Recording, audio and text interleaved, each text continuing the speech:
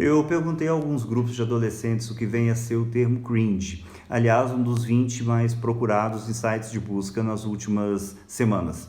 A melhor e talvez a mais bizarra, contraditoriamente, explicação que recebi é a de que ser cringe é perguntar o que é cringe. Bom, daí lacrou a minha van pesquisa mais do que ingênua e despretensiosa. Deu medo. Fui então mais fundo e descobri que cringe é uma gíria inglesa que significa vergonha alheia, sem noção, pagar mico, brega, fora de moda, ultrapassado, vintage, old fashion, démodé e por aí vai. Na prática, eu entendi que a tal da geração Z, galerinha que nasceu, se eu não me engano, entre os anos de 95 e 2010, legislou decretando que os hábitos e os comportamentos oriundos de toda e qualquer geração anterior são considerados como algo cringe. Vamos falar um pouco sobre isso. Contraditoriamente, a geração de hoje, que é a geração não cringe, por assim dizer, é a mais preparada de todas em determinados pontos e, ao mesmo tempo, a geração também mais incrivelmente despreparada. Tenho absoluta certeza disso. E por quê? Preparada sob os aspectos das habilidades e do conhecimento rápido, acessível, gratuito, sobretudo com enorme arcabouço tecnológico franqueado. Porém, despreparada porque não tolera lidar com a menor frustração que seja, desprezando o esforço e não conseguindo criar nada a partir da dor. Não se iludam, ninguém nesse mundo nasce, gente, com o direito adquirido à felicidade plena. Já especificamente sobre as classes média e alta brasileiras, noto a existência de uma geração que tem acesso a bons colégios, ao aprendizado de outros idiomas, a viagens eventuais com plena segurança e total segurança, a atividades físicas em academias caras, a um plano de saúde premium, ou seja, há muito mais ferramentas do que os próprios pais tiveram, mas que vem crescendo com a ilusão infante, pueril, de que a vida é muito fácil e de que já teria nascido pronta para o mundo, o que não é verdade. Acontece, gente, que o mundo é injusto, o mundo é infame, o mundo é cruel, sim, senhores, gostem ou não disso. O mercado de trabalho, que já se avizinha em seus horizontes, não será jamais a continuação aconchegante de suas modernas casas e apartamentos em seguros condomínios, com pessoas boazinhas, complacentes, benevolentes, compreensivas, obedientes, sem Alexia para lhes obedecer. Não se trata de um videogame com um número ilimitado de vidas. Não há como pausar, não há como reiniciar uma partida nova na vida. E não adianta sentir-se traído, injustiçado e tentar culpar o mundo com o mimimi que nós, mais velhos, tanto conhecemos e, aliás, não suportamos. Coisa mais chata, né?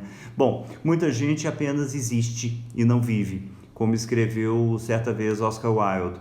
Vida é construção, é aperfeiçoamento. Vida é acreditar, mesmo em um país de disparates, de impunidades, de iniquidades e de injustiça social, que os mocinhos vencem e que nós seremos sempre os mocinhos se tivermos integridade e agirmos com respeito ao próximo.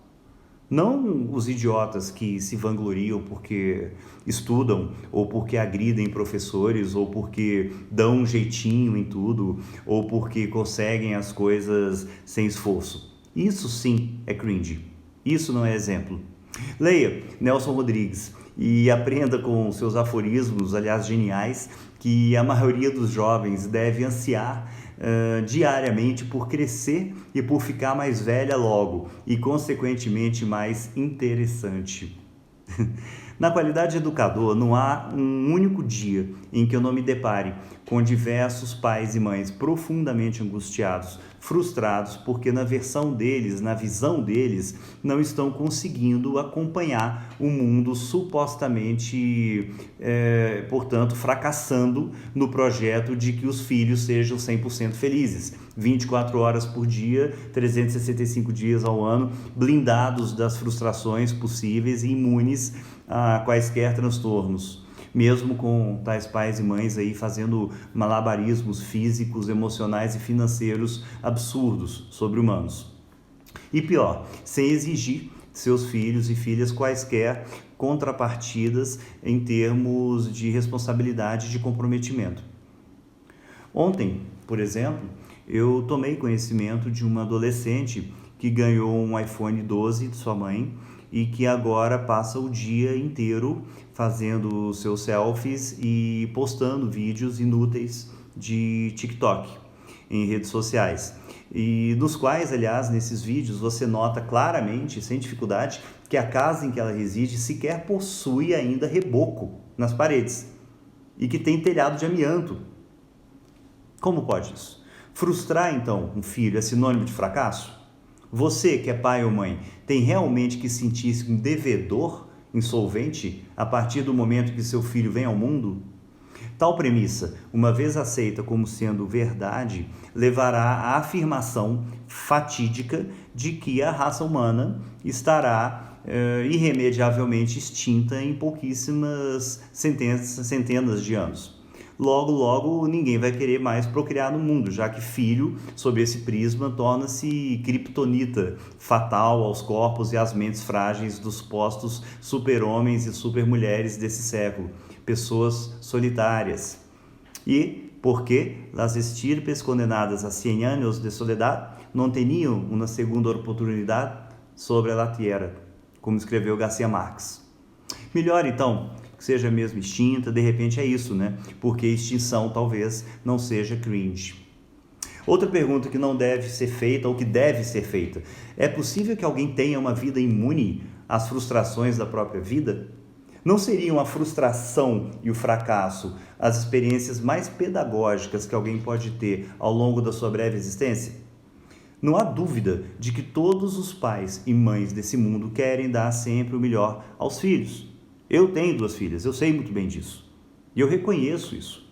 Entretanto, ensinar aos filhos o valor da finitude dos nossos corpos, de um bom livro, o valor de um bom livro, de uma obra de arte em geral, que é o alimento do espírito, de uma comida preparada com amor, por mais simples que ela seja, da ciência que impulsiona a civilização, da luta legítima pela igualdade de oportunidades, do esforço em prol de si mesmo e em prol do grupo, de uma conquista nova e da capacidade de superação de obstáculos, é muito mais valioso do que a viagem à Disney ou o iPad de última geração. Eu gosto da Disney.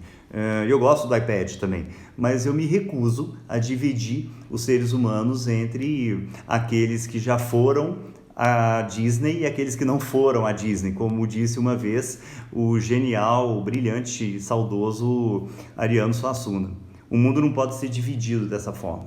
Aliás, um ponto importante sobre o esforço em prol de si mesmo e em prol de um grupo, que eu mencionei agora há pouco. Esforçar-se não é coisa de classe C ou de classe D, que obviamente lutam muito, diariamente, arduamente para conquistar um lugar ao sol. O esforço e o sacrifício são dignos e lindos, e enquanto valores estão muito acima, aliás, muito acima de qualquer poder aquisitivo. Uma vez que se identificam, claro, sobretudo com caráter, com perseverança. E o não esforço, em meu modesto entendimento, é covardia, é desprezo pela humanidade e uma total vulgaridade de princípios. Não esforço, não duvidem, é outra coisa totalmente cringe, ao extremo. Também é cringe quando as pessoas em um determinado núcleo familiar não estão dispostas a falar e muito menos a escutar umas às outras. Mais especialmente escutar, porque o ato de escutar promove a revisão de escolhas e o reconhecimento de erros cometidos. Há inúmeras técnicas que algumas famílias utilizam para isso, para não ter que falar e não ter que escutar, na tentativa de driblarem o diálogo. Desde a TV ou fone de ouvido em volume indecentemente alto, porque daí as pessoas não precisam sequer se olhar, né? O que é muito triste. A terceirização da criação dos filhos à escola ou à tecnologia meramente quantitativa e não qualitativa, o uso excessivo de medicação pesada, medicamento forte, dependência de drogas lícitas e ilícitas, refeições realizadas individualmente em horários e em quartos separados, sem a possibilidade de ensinamento. E eu digo isso porque eu venho de uma geração em que não se sentava à mesa de pijama ou sem camisa, e em que nas refeições a educação dos pais aos filhos era transmitida muito intensamente, mais do que em qualquer outro momento do dia. E assim, essas famílias de hoje seguem tocando as suas vidas sem encararem as verdades mais elementares, colocando a sujeira sempre embaixo dos tapetes das Casas Bahia, mas uma hora os tapetes não suportarão tanta sujeira. E o que é que a gente vai fazer? Se os filhos que nos acusam de sermos cringes acreditam que são detentores do direito à plena felicidade, porque simplesmente existem, de que maneira poderemos estabelecer um vínculo autêntico de amor, uma vez que o sofrimento já se encontra previamente fora desse vínculo? Ou seja, já que as frustrações não podem fazer parte da equação da existência. Como pode isso? Com efeito, se a relação se edifica sobre algo ilusório, utópico, o fingimento e a dissimulação são as únicas condutas que se verificam. É como a história no livro de Daniel, no Antigo Testamento. Aspas, o Senhor teve uma visão na qual viu uma estátua enorme, de pé, bem à sua frente. A estátua era brilhante, mas metia medo. A cabeça era de ouro puro, o peito e os braços eram de prata, a barriga e os quadris eram de bronze. As pernas eram de ferro e os pés eram metade de ferro, mais metade de barro.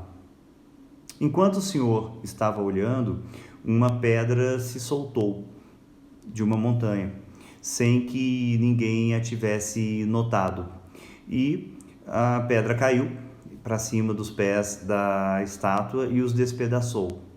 Imediatamente, todo aquele ferro, o barro, o bronze, a prata e o ouro viraram pó, como o pó que se vê no verão quando se bate o trigo para separá-lo da palha. E o vento levou tudo embora, sem deixar nenhum sinal. Fecha aspas. O que eu quero dizer com isso? Não se faz uma família com os pés de barro. Família com os pés de barro é cringe. Equilíbrio familiar fragilizado é cringe. Familiares que se desconhecem reciprocamente é cringe. Fingimento e dissimulação é cringe. Pais e mães que simulam aos filhos a garantia da felicidade, sobretudo por meio de suprimento de bens materiais que não poderiam adquirir, são altamente cringes. Também acho que é cringe quando os pais omitem as dificuldades aos seus próprios filhos. Isso é uma coisa que a gente vê muito, sobretudo nos dias de hoje. Normalmente em decorrência de uma cobrança da sociedade em que todo mundo tem que ser absolutamente pleno, poderoso, saudável, fodástico, indestrutível. Nós sabemos que ninguém é indestrutível. E os jovens também necessitam saber disso. E por fim, há algumas outras coisinhas cringes que listei com foco nessa geração mais jovem. Vamos lá, gente.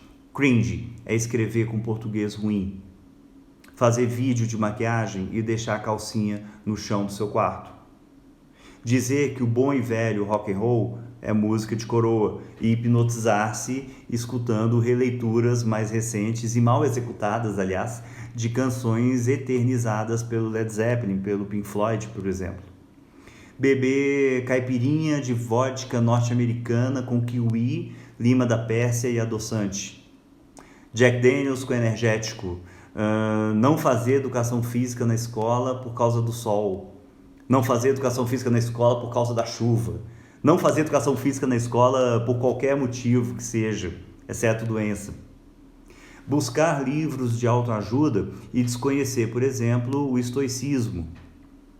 Passar a maior parte do dia em redes sociais fingindo ser quem não é, fazer o que não faz e ter o que não tem. Regozijar-se com as várias curtidas que recebe em sua última postagem, sendo que as mesmas normalmente são clicadas enquanto se utiliza o vaso sanitário. Aliás, cuidado para que o celular não caia no vaso sanitário, já que você não larga até mesmo no momento tão íntimo, no momento tão libertador. Achar que relacionamentos afetivos apenas se consolidam em aplicativos é cringe. Dizer que linguiça de frango é linguiça. Dizer que tofu é queijo. Dizer que carpaccio de abóbora é carpaccio. Comer sushi e ter nojinho do sashimi. Assar picanha e retirar a gordura. Exigir privacidade e falar mal dos outros. Falar do dinheiro dos outros, falar da pobreza dos outros, utilizar a linguagem neutra, isso é o fim do mundo. Reclamar das espinhas no rosto e não cortar, por exemplo, refrigerante. Querer debater machismo, feminismo, comunismo e capitalismo sem fazer a mínima ideia do que sejam tais conceitos. Filosofar sobre energia sem estar na aula de física. Filosofar sobre narrativa sem estar na aula de literatura.